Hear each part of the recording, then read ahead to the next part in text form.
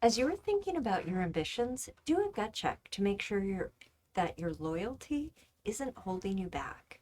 Women often stay in jobs that don't satisfy their ambitions due to an abundance of loyalty. And it's especially true for female managers.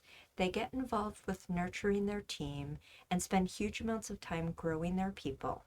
This can pay off with great team performance and it can provide intrinsic rewards for the manager, but the key is striking a balance. If you're spending all your waking hours managing your team, it probably means you're not spending enough time building relationships that will help you get to where you want to go. But I was chatting with a woman the other day about her frustrations with her current role, and I asked her, why aren't you looking for a new job then? There have been some leadership opportunities. Why haven't you looked at a new one? And her response was, I worry what would happen to my team if I left. So I do get that feeling. I mean, there have been times where I'm like, what would happen if I took a new role? How would that impact my team?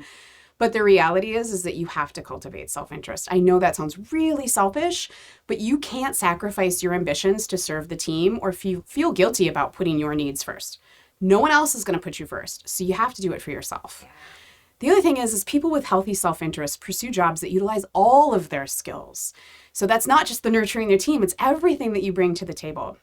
And as you mentioned, Naomi, building strong relationships and outside networks will help you get recognition more broadly, which helps you longer term as well, depending on where you want to go. So it's finding this balance between, how am I helping nurture my team? How am I delivering on my job? But how am I also building the network that I need to put in place to continue to grow for myself? Yeah. If any of this resonates with you, you're probably focusing on your job at the expense of your career. You're looking at what's on your plate right now instead of the big picture, and you're sacrificing long term for today. Even if you love your job and it's a great fit, and you worry about what would happen to your team if you left, remaining stuck or not growing is never a good idea. Staying in the same job too long, it undermines your long-term satisfaction eventually, your feelings of self-worth. It diminishes your ability to have an impact. It diminishes your earning potential. It can inadvertently sideline you. It can send a message that you don't believe you deserve better, and you do.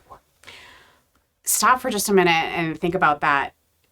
It minimizes your earning potential. Like there are real financial consequences to being stuck, or even if you feel loyalty, right?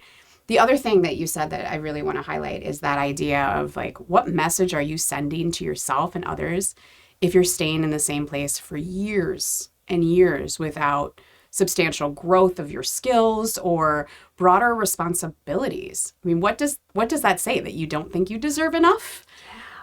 So don't let loyalty be that trap that prevents you from chasing your dreams.